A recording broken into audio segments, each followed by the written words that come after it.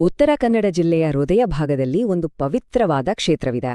ಅಲ್ಲಿ 2 ವರ್ಷಕ್ಕೊಮ್ಮೆ ಲಕ್ಷಾಂತರ ಭಕ್ತರು ಒಂದೇ ಕಡೆ ಸೇರ್ತಾರೆ. ಅದು ಅಲ್ಲಿ ನೆಲೆಸಿರೋ ಶಕ್ತಿ ದೇವತೆಗಾಗಿ. ಆ ದೇವತೆಯೇ ಶಿರಸಿ ಶ್ರೀ ಮಾರಿಕಾಂಬಾದೇವಿ. ಮಲೆನಾಡಿನ ಮಡಿಲಲ್ಲಿ ನಂಬಿಕೆಯ ತಾಣ, ಅಡಗಿದೆ ದೈವಿಕ ಶಕ್ತಿ ಅದ್ಭುತ ಪ್ರಮಾಣ. ಯುಗ ಯುಗಗಳ ಇತಿಹಾಸ ಈ ಪುಣ್ಯ ಭೂಮಿ, ನೆಲೆಸಿದೆ ಶಾಶ್ವತ ದೇವಿ ಕರುಣಾಮಯಮ್ಮಿ.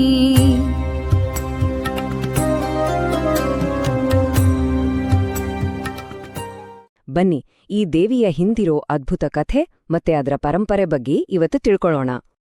ಆದರೆ ಇದರ ಆರಂಭದಲ್ಲೇ ಒಂದು ದೊಡ್ಡ ಪ್ರಶ್ನೆ ಇದೆ.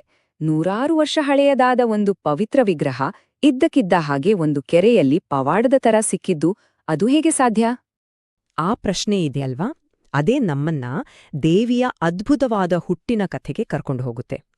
ಇದು ಮನುಷ್ಯರು ಕೆತ್ತಿದ ಕಥೆಯಲ್ಲ, ಬದಲಿಗೆ ದೈವಿಕವಾಗಿ ಪ್ರಕಟವಾದ ಒಂದು ಶಕ್ತಿಯ ಕಥೆ.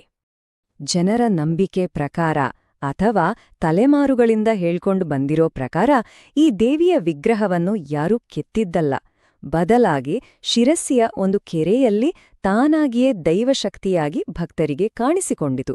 ಬಹುಶಃ ಇದೇ ಈ ದೇವಿಯ ಅತಿದೊಡ್ಡ ವಿಶೇಷತೆ. ನೋಡಿ, ದೇವಿಯ ಮಹಿಮೆ ಜಾಸ್ತಿಯಾದ ಹಾಗೆ ಆಕೆಯ ದೇವಸ್ಥಾನ ಕೂಡ ಬೆಳೆಲೇಬೇಕಲ್ವಾ? ಈಗ ನಾವು ಆ ದೇವಾಲಯದ ಭವ್ಯ ಪರಂಪರೆ ಬಗ್ಗೆ ನೋಡೋಣ.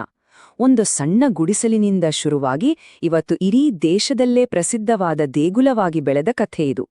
ಈ ದೇವಸ್ಥಾನದ ಪಯಣ ಇದೆಯಲ್ಲ, ಅದೇ ಒಂದು ಇಂಟ್ರೆಸ್ಟಿಂಗ್ ಕಥೆ. ಶತಮಾನಗಳ ಹಿಂದೆ ಕೆರೆಯಲ್ಲಿ ವಿಗ್ರಹ ಸಿಕ್ಕಾಗ ಮೊದಮೊದಲು ಅದನ್ನ ಒಂದು ಸಾಮಾನ್ಯ ಗುಡಿಸಲಲ್ಲಿಟ್ಟು ಪೂಜೆ ಮಾಡ್ತಾ ಇದ್ರು. ಆಮೇಲೆ ದೇವಿಯ ಮಹಿಮೆ ಎಲ್ಲೆಡೆ ಹರಡಿದಾಗ ಕ್ರಿಸ್ತಶಕ 1688ರಲ್ಲಿ, ಅಂದ್ರೆ 1688ರಲ್ಲಿ ಇವತ್ತು ನಾವು ನೋಡೋ ಈ ಭವ್ಯವಾದ ದೇಗುಲ ನಿರ್ಮಾಣವಾಯಿತು.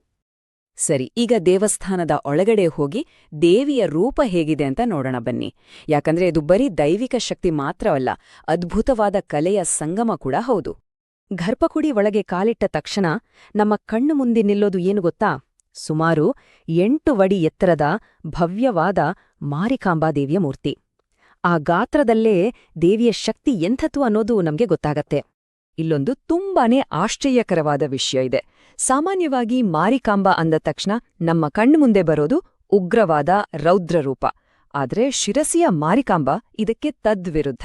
ಆಕೆ ಶಾಂತಸ್ವರೂಪಿಣಿ, ಕರುಣಾಮಯಿ. ಬಹುಶಃ ಇದೇ ಕಾರಣಕ್ಕೆ ಇರಬೇಕು ಆಕೆ ಲಕ್ಷಾಂತರ ಭಕ್ತರ ಪಾಲಿನ ಅಮ್ಮ ಆಗಿದ್ದಾಳೆ. ದೇವಿಯ ದರ್ಶನ ಒಂದು ಕಡೆ ಆದ್ರೆ ದೇವಸ್ಥಾನದ ಗೋಡೆಗಳ ಮೇಲೆ ಇನ್ನೊಂದು ಅದ್ಭುತ ಇದೆ. ಅದುವೇ ಕಾವಿಕಲೆ. ಇದು ಕೊಂಕಣ ಪ್ರದೇಶಕ್ಕೆ ಮಾತ್ರ ಸೀಮಿತವಾದ ಒಂದು ವಿಶಿಷ್ಟ ಕಲೆ. ಇದರಲ್ಲಿ ಬಿಳಿ ಗೋಡೆ ಮೇಲೆ ಕೆಂಪು ಬಣ್ಣದಿಂದ ರಾಮಾಯಣ, ಮಹಾಭಾರತದ ಕಥೆಗಳನ್ನು ಸುಂದರವಾಗಿ ಚಿತ್ರಿಸಿದ್ದಾರೆ. ಇದು ಬರೀ ಕಲೆಯಲ್ಲ, ನಮ್ಮ ಪುರಾಣಗಳಿಗೆ ಜೀವ ತುಂಬೋ ಒಂದು ಮಾಧ್ಯಮ. ಸರಿ, ಇಷ್ಟೆಲ್ಲ ಆಯ್ತು. ಈಗ ಈ ಕಥೆಯ ಕ್ಲೈಮ್ಯಾಕ್ಸ್ಗೆ ಬರೋಣ. ವಿಶ್ವವಿಖ್ಯಾತ ಶಿರಸಿ ಜಾತ್ರೆ. ಇದು ಬರೀ ಒಂದು ಹಬ್ಬ ಅಂತ ಹೇಳಿದ್ರೆ ತಪ್ಪಾಗತ್ತೆ. ಇದು 2 ವರ್ಷಕ್ಕೊಮ್ಮೆ ನಡೆಯುವ ನಂಬಿಕೆ ಮತ್ತು ಸಮುದಾಯದ ಒಂದು ದೊಡ್ಡ ಸಂಭ್ರಮ. ಈ ಜಾತ್ರೆಯ ಮಹತ್ವ ಎಷ್ಟಿದೆ ಅಂದ್ರೆ ಇದನ್ನ ದಕ್ಷಿಣ ಭಾರತದಲ್ಲೇ ನಡೆಯುವ ಅತಿ ದೊಡ್ಡ ಗ್ರಾಮೀಣ ಜಾತ್ರೆಗಳಲ್ಲಿ ಒಂದು ಅಂತ ಪರಿಗಣಿಸಲಾಗಿದೆ. ಲಕ್ಷಾಂತರ ಜನ ಇಲ್ಲಿ ಒಂದೆಡೆ ಸೇರುತ್ತಾರೆ. ನೋಡಿ, ಸಾಮಾನ್ಯವಾಗಿ ಹಬ್ಬಗಳು ಪ್ರತಿ ವರ್ಷ ಬರುತ್ತೆ ಅಲ್ವಾ? ಆದ್ರೆ ಶಿರಸಿ ಜಾತ್ರೆ ಹಾಗಲ್ಲ. ಇದು ನಡೆಯೋದು 2 ವರ್ಷಗಳಿಗೆ ಒಮ್ಮೆ ಮಾತ್ರ. ಇದೇ ಕಾರಣಕ್ಕೆ ಭಕ್ತರು ಈ ಸಂಭ್ರಮಕ್ಕಾಗಿ ತುಂಬನೇ ಕಾತ್ರದಿಂದ ಕಾಯ್ತಾರೆ ಮತ್ತು ಇದು ಜಾತ್ರೆಯ ಮಹತ್ವವನ್ನ ಇನ್ನಷ್ಟು ಹೆಚ್ಚಿಸಿದೆ. ಹಾಗಾದ್ರೆ ಈ ದೊಡ್ಡ ಜಾತ್ರೆ ಎಷ್ಟು ದಿನ ನಡೆಯುತ್ತೆ? 1-2 ದಿನ ಅಲ್ಲ, ಬರೋಬ್ಬರಿ 9 ದಿನಗಳ ಕಾಲ ವಿಜೃಂಭಣೆಯಿಂದ ನಡೆಯುತ್ತೆ. ಈ 9 ದಿನಗಳ ಸಂಭ್ರಮದಲ್ಲಿ ಮುಖ್ಯವಾಗಿ 3 ಹಂತಗಳನ್ನ ನೋಡ್ಬೋದು. ಮೊದಲನೆಯದು ದೇವಿಯನ್ನ ಭವ್ಯವಾದ ರಥದಲ್ಲಿ ಕೂರಿಸಿ ಇಡೀ ಊರು ಮೆರವಣಿಗೆ ಮಾಡೋ ವೈಭವದ ರಥೋತ್ಸವ. ಎರಡನೆಯದು 9 ದಿನಗಳ ಕಾಲ ನಿರಂತರವಾಗಿ ನಡೆಯೋ ವಿಶೇಷ ಪೂಜೆಗಳು. ಮತ್ತು ಕೊನೆಯದಾಗಿ, ಇದು ಬರೀ ಪೂಜೆಯಲ್ಲ, ಜಾತಿ, ಮತ ಅಂತ ಯಾವ ಭೇದವೂ ಇಲ್ದೆ ಲಕ್ಷಾಂತರ ಜನ ಒಟ್ಟಿಗೆ ಸೇರೋ ಒಂದು ದೊಡ್ಡ ಸಮಾಗಮ. ಸರಿ, ಈಗ ನಮ್ಮ ಈ ಚರ್ಚೆಯ ಕೊನೆಯ ಹಂತಕ್ಕೆ ಬಂದಿದ್ದೀವಿ. ಯಾಕೆ ಲಕ್ಷಾಂತರ ಜನ ಈ ದೇವಿಯನ್ನ ಜೀವಂತ ದೇವರು ಅಥವಾ ಜಾಗೃತ ದೇವತೆ ಅಂತ ನಂಬ್ತಾರೆ? ಭಕ್ತರ ಈ ಅಚಲ ನಂಬಿಕೆಗೆ ಹಿಂದೆ ಇರೋದು ಒಂದೇ ಒಂದು ಸರಳವಾದ ಮಾತು: ಅಮ್ಮ ಯಾರನ್ನೂ ಎಂದಿಗೂ ಕೈಬಿಡಲ್ಲ.